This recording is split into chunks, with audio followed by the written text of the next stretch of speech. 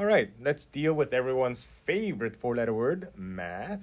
Um, Math is one of those things that it's hard to conceptualize sometimes. We always want to try and track units, and so we'll get through this together. And remember, this isn't like one of these exercises that we just do. This is the kind of math that we're going to see all semester long. So it's important that we, at the very least, get started on it and kind of start to figure it out. And then as you do this more and more and as you practice, it'll hopefully get easier and easier. And so I think in class we discussed the exponents for these units, milli, nano, micro, femto, pico. And so let's start some of the conversions. Okay, how will I do this? All right, let's start with the basic conversion process, right? And I think in class I kind of messed up a little bit, right? So 1.5 milliliters, and we want to convert that to microliters. So we simply multiply by the conversion factor. So milli is 10 to the minus 3, micro is 10 to the minus 6, right? And the way so that means that there are 1,000, 10 to the minus 3 is 1,000th, and micro, 10 to the minus 6 is 1,000,000th, right? So that means that in a liter, there are 1,000 milliliters and 1,000,000 microliters, right? And so then when you do your conversion,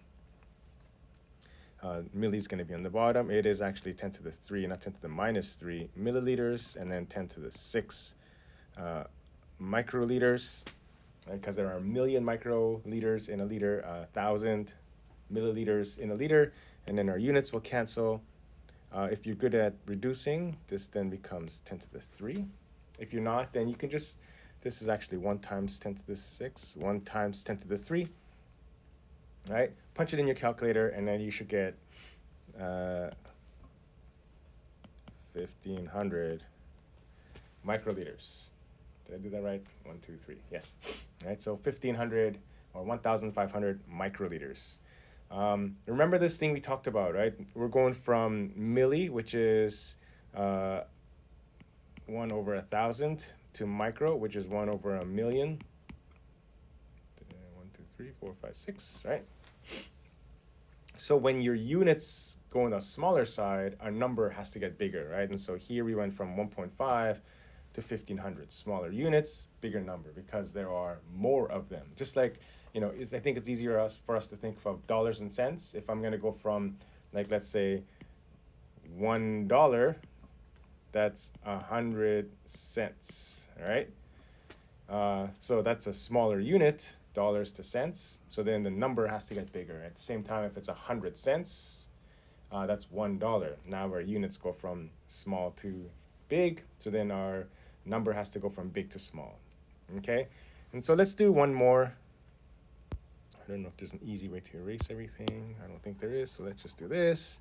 So let's just do one more, and then we'll let you kind of do everything yourselves. Let's do E, because that's kind of our combo one, and sometimes that confuses some people. So we have 50 micrograms per mil, and we want to convert that to mgs per mil. And I'm going to rewrite this, actually. Let's rewrite this, because sometimes the placement of the units gets a little weird. So it's 50 micrograms, and I'm going to write it up and down like this, per mil. And we're going to convert that to mgs per mil, right? And so important thing is we'd like to cancel our micrograms, but not our milliliters. And so we have 10 to the 6, right? Micro is 10 to the minus 6, 10 to the 6 micrograms. Milli is 10 to the 3 milligrams. So here we'll cancel our micrograms. Our milligrams will stay the same. This now becomes divide by 1,000. So we should have 1, 2, 3, 0.05. If you want, you can write the 0. We don't care about sig figs too much. Oops. Per milliliter, because we did not cancel this thing out. Okay, so hopefully, the more you practice, the easier this becomes. At least that's what they say, right? Okay, let's move on to our second one. So we have a microgram of DNA. We want a microgram of DNA. And we have a solution of DNA in which we have 235 nanograms per microliter. So first things first, already you have to recognize we have different units, microgram and nanograms. So you either convert the nanograms to micrograms or micrograms to nanograms. And so in this case, I like to take this 1 microgram and convert that to nanograms, because a single unit is easier to deal with than a double unit. Okay, and so we'll do our conversion, 1 nanogram, right? And so nano is 10 to the 9. Oops, I'm sure you're yelling at me right now. That was micro. 10 to the 6 microgram, and then 10 to the 9 nanogram. Multiply that out, that'll be 1,000 nanograms. Okay, so now we can rewrite this to say I require 1,000 nanograms, and I have a DNA sample with a concentration of 235 nanograms per microliter. At this point now, it's we can just simply use a formula of concentration is equal to, I say mass, but it's like stuff, because it can be moles, it can be anything, per volume. And then we're looking at volume, so we can simply rearrange volume of stuff then is equal to moles over concentration. I feel like this is not the correct unit for concentration, by the way. And then so now when we fill this out and track your units, if you fill it out with your units, you'll see it's 1,000 nanograms, that's our mass, 235 nanograms per microliter.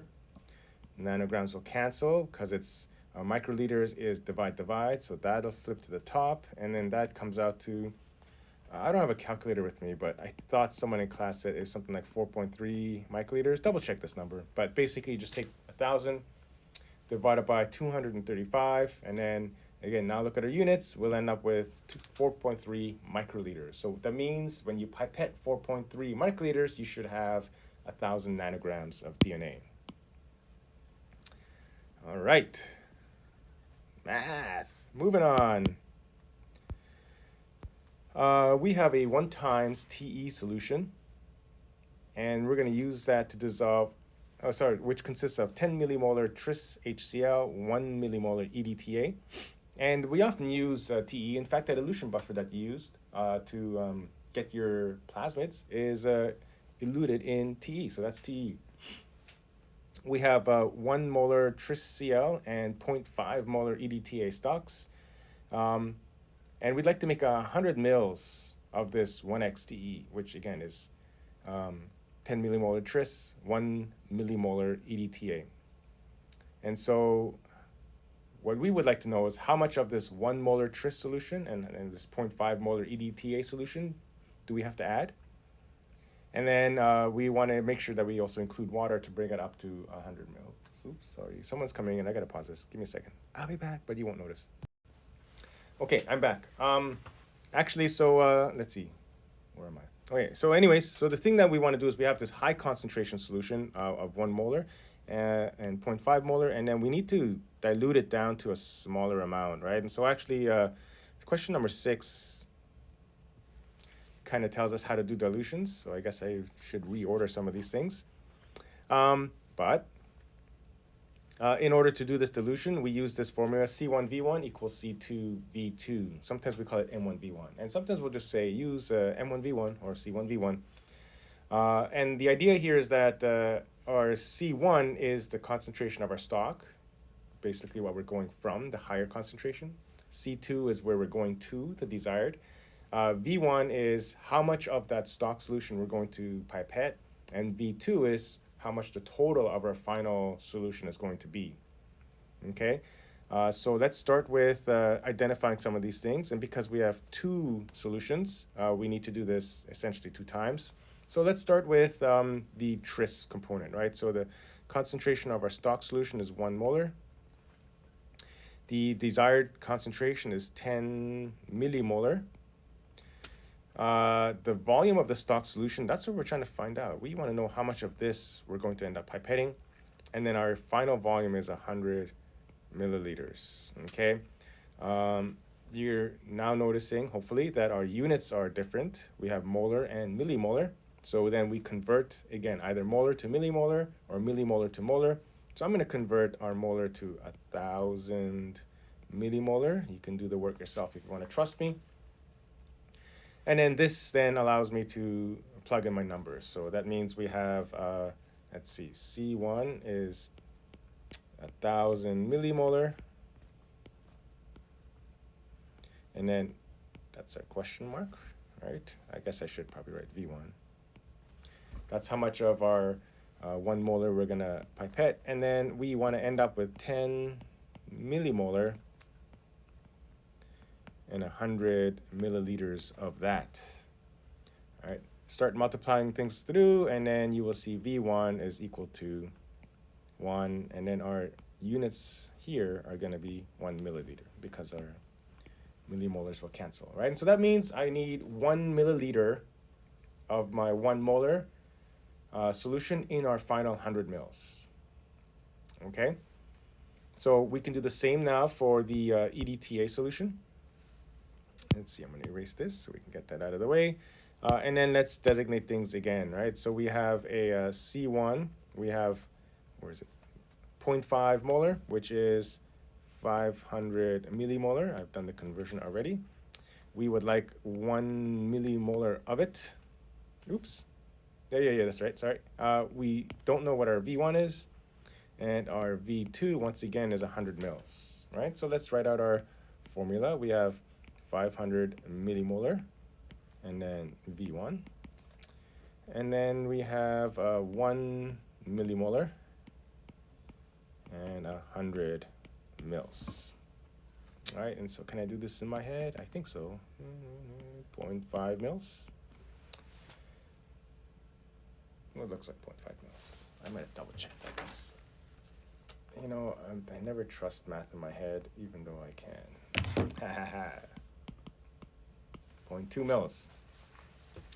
Okay, so what does this mean now, right? So that means in 100 mils, to make my 1xTE, I require 1 mil of, this was our tris.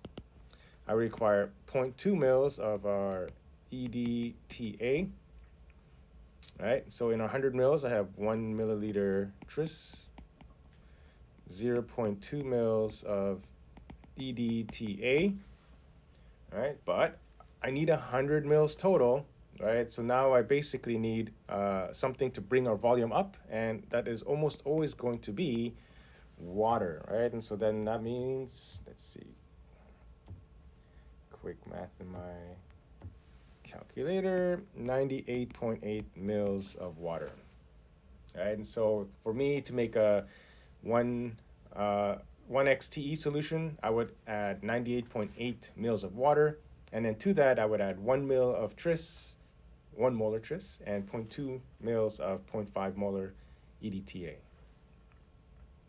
And making solutions is something we do a lot. And I believe our next couple of questions all deal with M1, V1, right? And so you kind of get comfortable with that.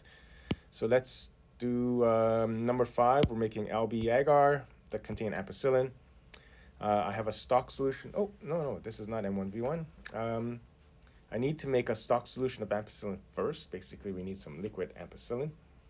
And so how much ampicillin powder in grams do I need to add to make 5 mils of 100 milligram per mil stock solution, right? And so here the units are all the same, so that's convenient.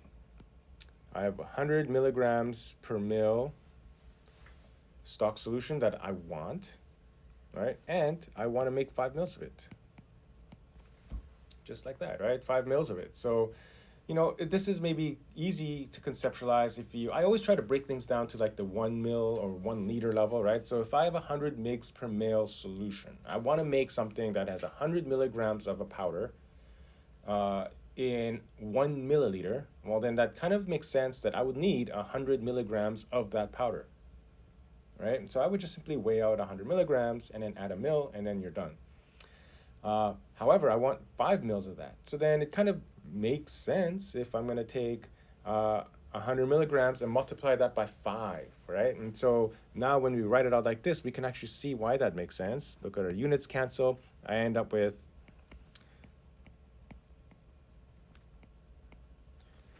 milligrams as my unit, so that's 500 milligrams of ampicillin powder, and then I will add 5 milliliters of water to that to get our ampicillin solution.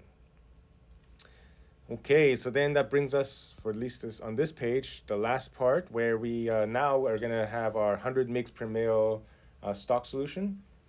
I'm making 500 mils of LB agar, and then I'm going to obtain a final ampicillin concentration of 100 micrograms per mil, right? So M1V1 for this, right? C1V1. So their desired stock concentration here is, whoops, 100 mgs per mil. By the way, milligrams will say mgs, or we often say mgs. No, I'm going to do it the other way around. I'm going to convert this to micrograms. So point,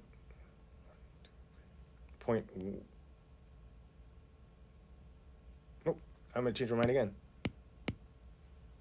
And we're going to change this one to 0.1 mgs per mil, right? Because I want a final of 100 micrograms per mil, right? Once again, you can do the math and convince yourself, right? I'm going to convert that to milligrams. We, once again, are trying to figure out V1, and then V2 will be 500 mils. So I already have 500 milliliters of this LB agar, which is the medium that we're going to use, right? I already have it. And then I just want to add ampicillin to that, so then we have a medium that contains ampicillin. So let's write out our C1V1, right? 100 mgs per mil. V1, because that's how much we want, and then we have 0.1 mgs per mil, and then 500 mils. Okay, and so we start, these units will cancel, we start doing our math, and then V1 should equal to, what is that? If it's in mils, 0.5, but let's double check that. Yeah, 0.5 mils, right? And so remember, our pipettes read in microliters, so that actually equals, if you want to do the conversion, 500 microliters. Right, and so when we make our ampicillin plates, which you will use, right? This is how we make it. We have 500 mils of LB agar. We squirt in half a mil or 500 microliters of ampicillin to it, mix it up, and then we pour. And we might maybe show you guys how we make plates at some point. All right, so that's this first part of the practice math. Let's move on to this one. Number 7, we can use M1V1, I believe, but I never do it this way. All right, so here we have buffers that are in these X concentrated stock solutions, right? And so, for example, in example number 1, we have 10X PBS stock. That means it's 10 times concentrated PBS. And when we make our final, we always get it down to 1x. So basically, it's always going to be 10x down to 1x. This is really simple. We just take whatever amount we want to make, and then we need to be, we simply just divide it by the x, right? So we have 250 mils. Divide that by 10x, that'll get it down to 1x. That gives us 25 mils. All right, so that means we used 25 mils of our 10x PBS, and then we have to add water to bring it up to 250 mils. So that's 225 mils of water, right? And so this is how we would make 1x TBS, 250 mils of 1x PBS, have you seen TBS? PBS using our 10x PBS. I believe we could M1 or C1V1 this, so let's try it, right? Just let's get more practice using this formula that we have just learned. Right, so that means, let's see, I want 250 mils, because that's my, that's actually my V2, right? And then I want 1x of that. And then this is now my V1. I went backwards. I don't know how much that is supposed to be. And then we have our 10x. Multiply this through, and then our V1 is equal to 25 mils, right? So we could M1V1 that, right? But for me, I just simply divide by whatever the x is. So I think I'll let you try some of these other ones as well, right? So it's always going to be, just take whatever your total volume is going to be, right? These numbers here, these numbers here, right? And simply divide it by our stock there, and then use water to bring it up to your total, okay? Because this will always dictate how much you add of your your concentrated stock, and then it's almost always going to be water to bring it up to the final volume. So have a shot and goof around with that. Okay, number 8, we require agarose gel for electrophoresis. Our gel volume is 50 mils. How much agarose powder do you need? Right, and with agarose gels and with polyacrylamide gels that we'll see much later, these are always going to be in percent agarose concentrations. We'll talk about why we would use different percentages of agarose. So once again, relatively straightforward if you know the trick, if you know how to convert a percentage into a decimal. Right, and percent is per cent. Right, the term cent comes from 100, so it's like per 100. So basically, to take a percentage, you simply divide it by 100. So let's do that. 1% is equal to, right, we just divide that by 100, 0.1201. I always count the decimals, right? I do math all the time, but I always count the decimals. There's no shame in counting decimals and doing that kind of stuff and doing the long work, right? But anyways, 1% is equal to 0.01. And then from here, we just simply take our 50 mils. We multiply that by our percentage, and that should give us 2.5 grams of agarose to add, right? So we simply take 0.5 grams. That's it, right? And so to do 0.7%, just take 0.7, divide that by 100. To take 1.2%, divide that by 100. And then here's something else you can try. What if I didn't want to use a 70% gel? What if I wanted to use a 75 mil bigger gel, right? Sometimes we'll use bigger gels, right? The 50 mils are nice mini gels. So typically when you're working with by yourself or a pair, or you just have a small number of small number of samples, we'll use a small gel, 50 mil. But sometimes we'll use a 75 mil for a bigger gel, maybe even 100 on some occasions, right? And so goof around with it, right? So now try to make yourself a 1%, 100 mil, 1% agarose, or 75 mil. Pick a stupid number. Pick like 68 mil gel size, right? And just goof around and just kind of play with it, get comfortable, right? And then you'll kind of start to see the numbers, right? If you have, now you know how much agarose you need for a 50 mil gel, well, a 75 mil gel should have more agarose because it's bigger. If you pick like a 68 mil gel, it should be in between 50 and 75, right? And so if you're starting to do the math and the numbers don't quite line up, right, that says, you know what, maybe I don't quite have this, right? But if the numbers seem to check out okay, right, we always want to learn how to ballpark these things. Then it's then it becomes a little bit more like something that you can start to trust inherently. And as you're doing the math, initially math is always this thing where you have to trust that you did it right. And because we never trust our math, we always feel like we did it wrong. But at some point, you just kind of look at that and say, it feels right, or I don't know, it feels wrong. Okay, someone else is coming. I'll be back. All right, guess who's back? All right, so number 9 deals with these things we call primers. These are these short pieces of DNA that we use for PCR. And when we order primers, they come in this lyophilized, which just means freeze-dried stock. And they give you the quantity in nanomoles, right? Now, we can't work with powder. We always need things in solution. So we simply add water to it in order to dissolve it. And then we can then pipette these liquid solutions into our PCR mixes in order to do PCR, all right? Okay.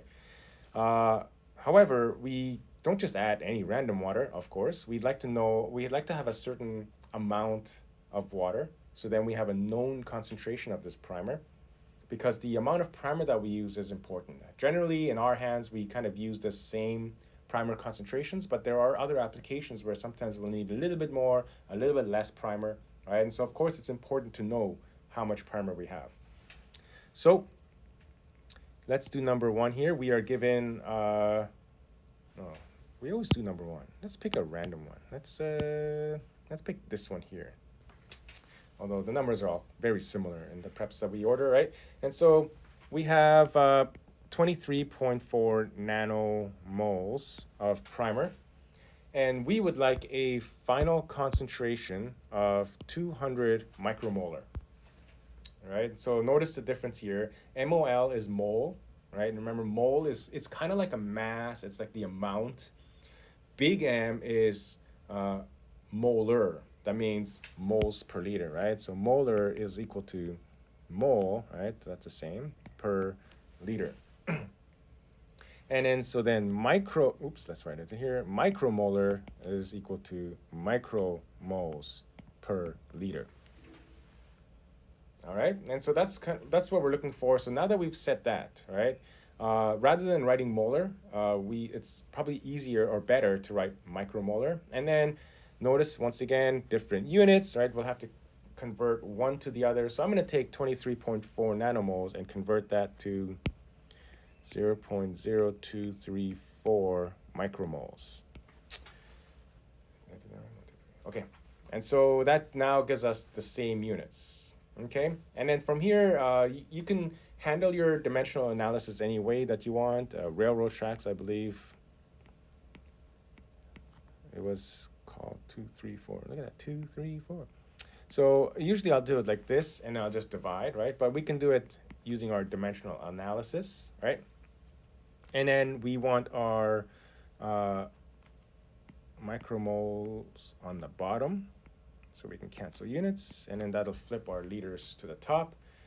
Blah, blah, blah, blah, cancel out, and so we actually get our volume of water, right? So this is going to be some number like, let's put in my calculator.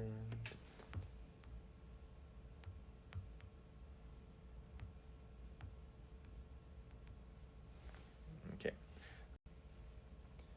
0.000165 liters. What a dumb number, right? But remember, this is the units here are liters. We don't go anywhere near that, right? We pipette in microliters. So now we need to convert this into microliters, right? And you know what? I'm going to let you finish this off, right? So how many microliters? And your number should be some normal number to pipette, I promise. Okay, it won't be anything weird. It'll be something that feels like a normal number, right? So take this 0.0001605 and then convert that into microliters. So then that means whatever number you calculate here, right, whatever this microliter is, we simply pipette that into this powdered stock that we get. And then after we dissolve everything, our final concentration of that primer will be 200 micromolar, right? And so that's the stock solution. That's what we keep and we freeze. However, our working solution is going to be very different. Let's move this up just a little bit. Our working is going to be not at 200 micromolar, but at 10 micromolar, right? And so now I'm going to let you do this one on your own, right? So we need to make 50 microliters of this 10 micromolar primer solution. And we are coming from that 200 micromolar stock that we just made, right? And so this should be a very simple C1V1. Notice the units are all the same in this case, right? And our final units went up with microliters. So you should come up with, once again, a relatively normal number to pipette. So the question then is, how much volume of the stock solution, the 200 micromolar stock solution, will you pipette? And then how much water will you add to bring it up to 50 microliters? So we'll just kind of leave you with that. Oops, what did I do? Okay, so bringing it all together. When we do a PCR, when we do a PCR, we have a number of reagents, right? So we have typically this 2x master mix. For our project, we're going to use this Q5 high fidelity master mix. I think the first PCR we do will actually use something called a hot start TAC master mix, but also a 2x stock solution. We are going to have our DNA template at a concentration of 1 nanogram per microliter, which you will do. We'd like a final amount of 2 nanograms. We will have our forward primers at 10 micromolar, which you just did. All right, we made those 10 micromolar stock solutions, and then we would like a final concentration of 0.5, right? And so here I'll just give you some hints as to how to get through this, right? This one here, remember it's I know I'm saying this one, I'm not even pointing. Our Q5, right? This is our X concentrations. You can use C1V1 if you want for this one, right? Or remember, just take our stock, or sorry, total and divide it by the stock, and that'll get you down to 1. So that's the volume we would need of our master mix. Here is our concentration, right? So that's our concentration equals mass over volume. We would like to know the volume of the amount of our 2 nanograms of DNA, sorry, our 1 nanogram per microliter of DNA, so then that we get 2 nanograms, right? If you're clever, you can probably just do that in your head, but always do the numbers out, right? Make sure that we're comfortable.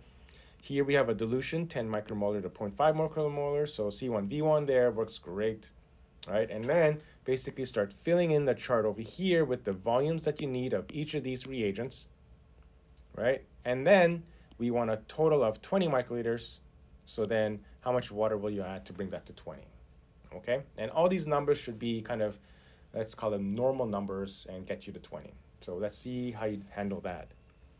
Finally, after the PCR, we're going to load some of this stuff onto a gel. When we load PCR reactions or any type of DNA solution onto a gel, we always have to be mindful of how much we're going to put into that gel, because we need there to be enough DNA for us to see, but also not so much DNA that it just kind of overwhelms the gel. You know, you can't put too much DNA into a gel. And in our hands, typically 2 microliters of most PCR reactions works just fine. So I just only want to put 2 microliters in there. However, we don't just stick DNA in there, right? If you watch the DNA loading gel video, we also have to add something called a 6X loading dye and a 6X cyber green. The cyber green allows us to see, it binds to DNA and allows us to see it using fluorescence. The loading dye gives some weight and allows it to sink. And we'll talk about that more in class when we are actually loading the gel, right? And so now here is the challenge for this one, right? So we have some of the givens. We have 2 microliters of our PCR mix. We know that. We're going to have to add some amount of our loading dye, right, our 6X. We're going to have to add some amount of our cyber green, our 6X. And then we know we're going to have some sort of water to bring it up to our total volume. Whoops, I gave that away. Can I delete that? Nah, we'll just leave it like this. So, and the, shoot, I wish I could delete that. Whatever. And so in this case, if you choose something like 6 microliters, it makes the numbers very easy. And so give it a shot and figure out the volumes here that you're going to add of the loading dye, cyber green, and water to bring it up to a total of 6 microliters. Now, the thing with this, I kind of gave it away, is that you can choose any amount of any amount for the total. I mean, I could have chosen 60 if I wanted to. I could have chosen 100. But some of the things that you have to consider is there's only so much sample that can go into a gel, right? So in a mini gel with the big wells, which is probably the first gel you'll be running, we can put in like 20 or 30 microliters. 20 easy, maybe 30 if you're careful. Some of the small gel with the small wells, you can only put about 15 or so, right? So you always have to keep that in mind. So a good exercise now is, so with that in mind, I choose my total volume according to how much I can put into the gel, but also the smallest amount that I can put in without having to add way too much water. So I could have chosen 60, right? And if I choose 60, you can do the calculations and see what you get, right? But in this case, I choose 6 because notice 6 divided by 6 gets me 1 microliter. 6 divided by 6 gets me 1 microliter. So I just use a small amount of very easy to pipette volumes, right? And then this gets me a very simple way to do it, right? So I could have chosen 60, right? Generally, I'll go in multiples of 6. So you can do the same. Let's say we wanted to load at 12 microliter total volume, 18 microliter total volume. How will your numbers here, over here, change to accommodate the larger total volume, right? But because we are nice and small, 6 works fine. So with that then, a really good exercise to take this up just one step further is let's say we don't load 2 microliters. Let's say I wanted to load, what's a good number? 8 microliters. 8 microliter PCR, right? And once again, we have our loading dye at 6X, our cyber green at 6X, and then our water, right? Hey, I'm not going to do it this time. What is our final volume, right? Our total volume that you're going to choose. so then that you can easily pipette our 6x, our cyber green, our water without wasting. I know I can tell you this right now. If you chose 60, it would work. But 60 is a large number. We wouldn't be able to put 60 in a gel very easily. Probably not at all. And also you would waste a lot of reagents. You wouldn't need so much, right? And so pick the lowest total volume that is usually in multiples of 6. That'll make doing the pipetting of the loading dye and cyber green and water relatively easy, right? Keeping in mind, of course, that these three numbers plus this number can't be greater than your total. Okay, so goof around with that and see what you come up with.